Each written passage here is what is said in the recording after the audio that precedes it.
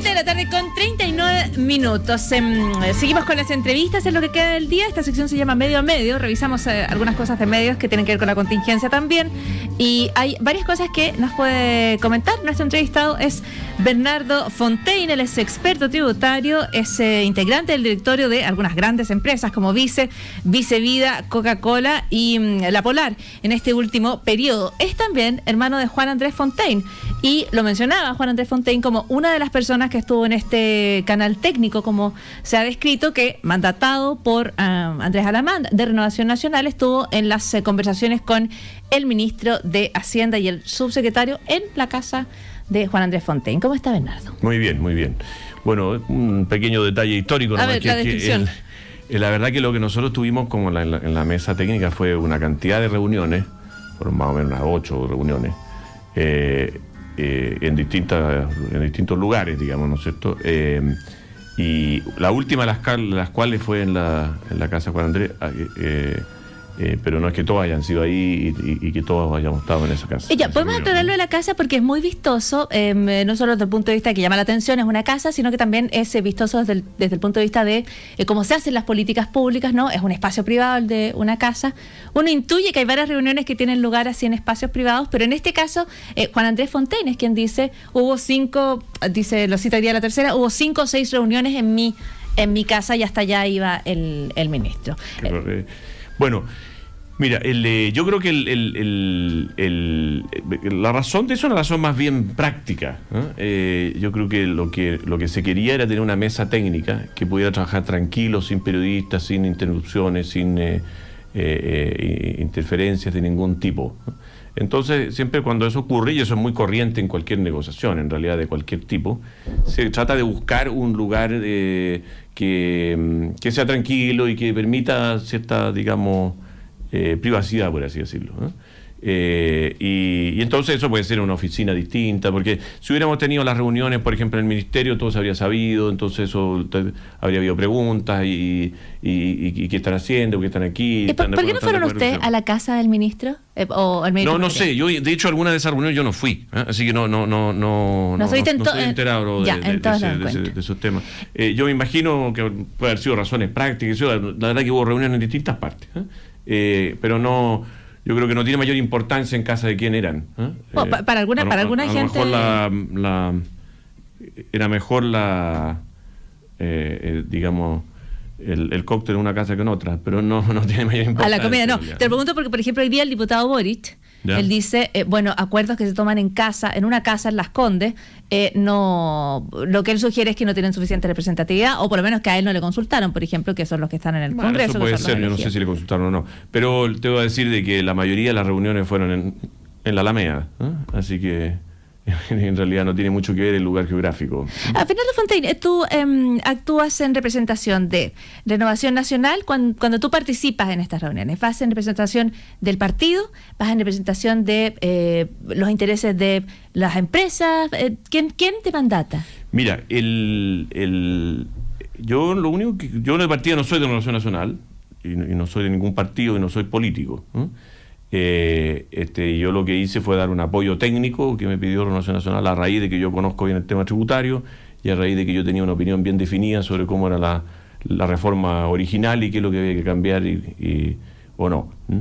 No tuve en esto más que un rol individual, particular, nada que ver con la empresa que soy director, nunca conversé con la empresa que soy director y nunca tuve ninguna relación con ella respecto de este tema. Esto fue algo enteramente profesional e individual. Una cosa individual, pero tú haces bastante, digamos, individualmente, publicas este inserto sí. en el diario Mercurio que llama mucho la atención porque es de la reforma contra la reforma. ¿Tú eso lo haces solo? Sí, y por una razón muy simple. Mira, yo creo que uno tiene cierta obligación con Chile, tiene obligación de que Chile tenga buenas políticas públicas para que tengamos un mejor país.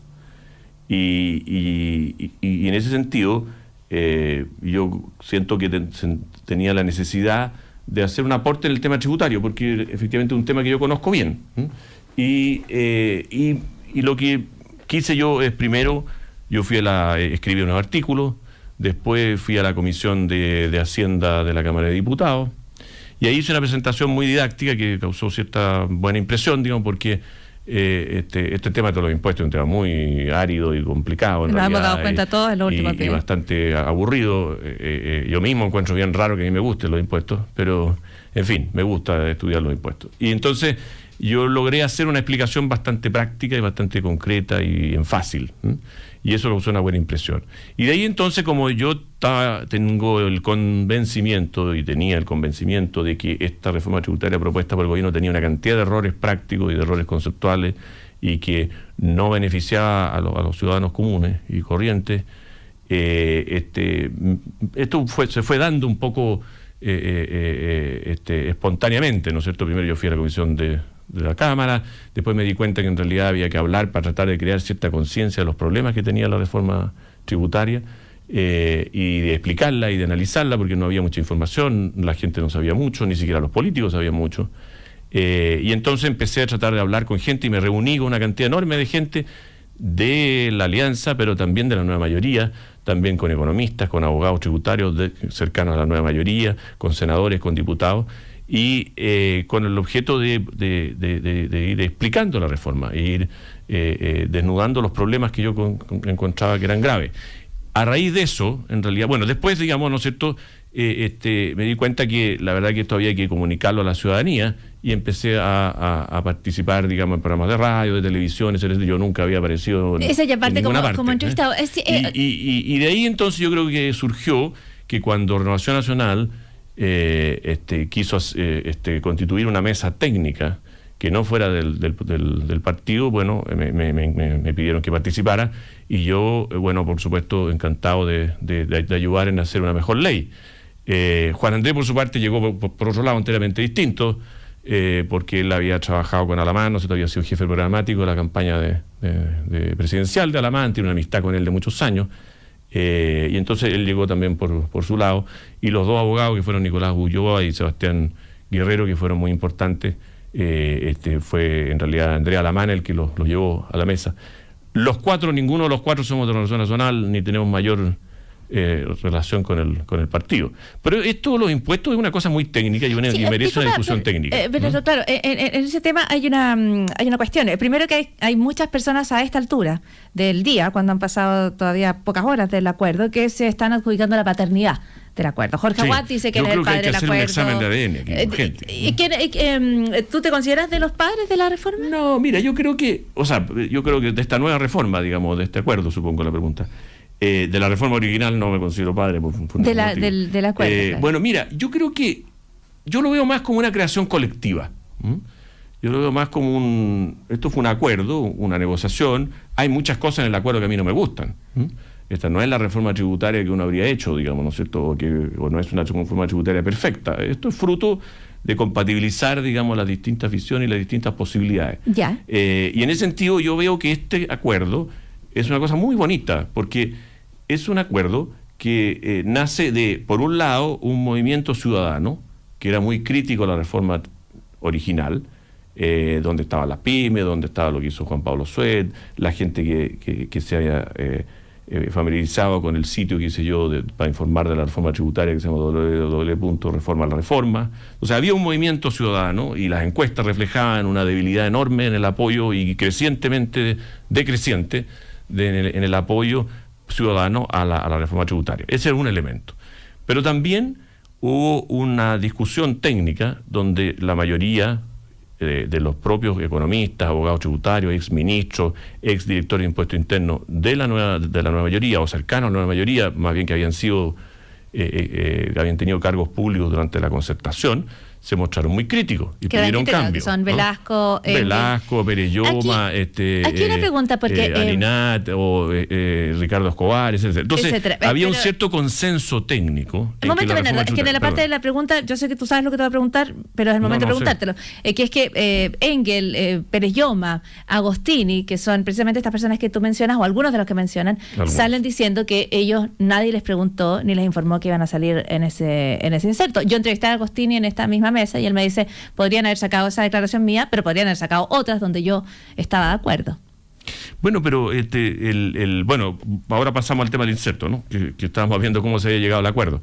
Podemos avanzar en todo al mismo tiempo. Pero, sí, no sé si terminamos ese tema. Lo que pasa es que cuando tú me dices que existía un movimiento ciudadano y que todos ellos coincidían en esto, hay que precisar que ellos fueron a decir, nosotros no estábamos en... No, yo en ningún momento he dicho que ellos forman parte de ningún movimiento ciudadano, ¿no es cierto? Y nunca lo hemos dicho. Lo que yo estoy diciendo es que hay una cantidad de gente que visita la página nuestra, que no tiene nada que ver. Yo tengo gran admiración por Claudio Agostini, me habría encantado que lo hubiera sido miembro, pero él no es un fan de la reforma como hay otra gente que lo es.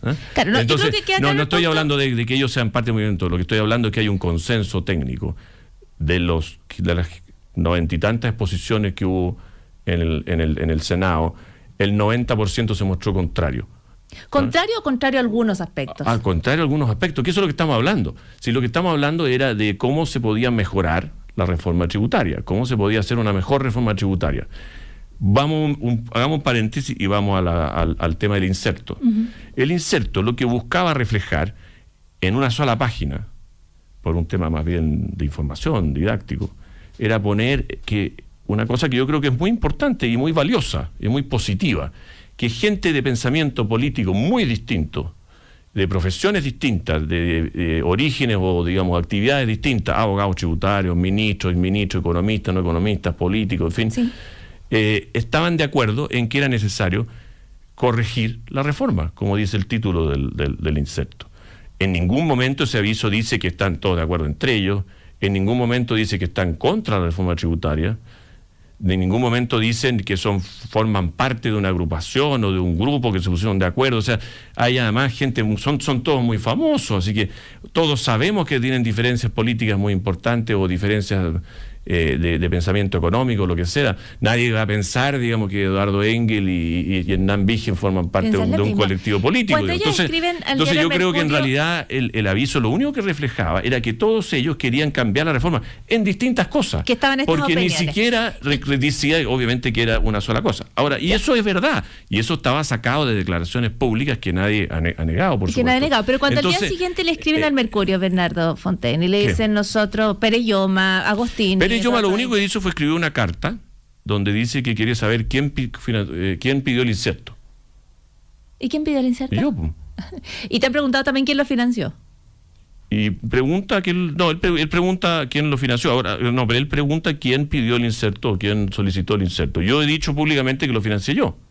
¿Eso es de tu fortuna personal? Porque no, yo no tengo ninguna fortuna. Ahora, te voy a decir una cosa. Yo he visto unos precios que han publicado por ahí de cuánto que habría costado, y yo voy a comprar espacio en las páginas y los voy a vender a esos precios y voy a ser rico.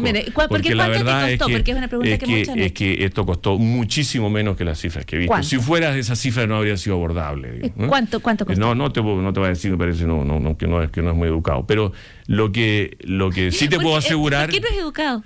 No, porque estos son precios que se negocian. Tú sabes que todos los avisos se negocian uno a uno. Y los precios listas no tienen nada que ver con los precios reales. Eso es para un canal de televisión, para cualquiera que haya comprado publicidad en cualquier empresa del mundo, sabe que los precios de las publicidades son sumamente variables y dependen del momento, qué sé yo. Obviamente, si tú me dices a mí, si yo hubiera tenido realmente recursos, habría publicado mucho más avisos y lo habría publicado en la mejor página del Mercurio, no en la 8ª página del Cuerpo B. O sea, publicaste lo que podía pagar. Por supuesto, evidente. Fue entre 100 y 50, entre 50 y 20. ¿En qué rango fue? Te pregunto, ¿en qué rango fue? ¿50 millones de pesos? No, ¿en qué rango de precio fue? Estás loca, pero muchísimo menos. ¿Cuánto? No, te voy a decir, pero muchísimo pero menos. Entre 0 y 10. Entonces fue una cosa que yo podía abordar, si no lo habría podido abordar. Ahora, yo creo que el fondo no sabe cuánto tú puedes abordar, no se imagina, no tiene por qué saberlo. Pero tú dices, no es educado decir cuánto costó. Ahora, ¿por qué lo hice yo? Eso es lo importante. ¿Por qué lo hice yo? Porque yo quería reflejar ese consenso que era muy importante en ese momento de la negociación, además.